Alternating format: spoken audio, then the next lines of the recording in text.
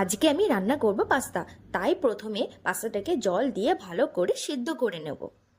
সিদ্ধ হয়ে গেলে একটা পাত্রে পাস্তাটাকে ছেঁকে নেব।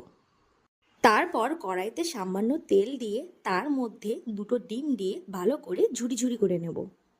আমি আগে থেকেই একটা পাত্রে পেঁয়াজ, ক্যাপসিকাম, টমেটো আর লঙ্কা কুচি আগে থেকে কেটে রেখেছিলাম। সেগুলো এক এক করে সেই ডিমের মধ্যে দিয়ে দেব। তারপর তাতে সামান্য বাঁধাকপি কুচিও অ্যাড করব। তার মধ্যে সামান্য লবণ, হলুদ গুঁড়ো দিয়ে ভালো করে মিক্স করে নেব।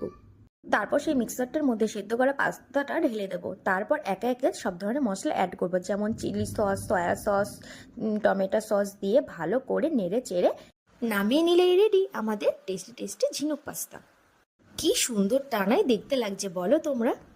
এবার স্পাইসি স্পাইসি ঝিনুক পাস্তা খেয়ে দেখার পালাচ্ছে কেমন হয়েছে। সত্যি খেতে কিন্তু অসাধারণ হয়েছিল। তোমরাও এইভাবে একবার বাড়িতে ট্রাই করে দেখতে পারো, খুব ভালো লাগবে।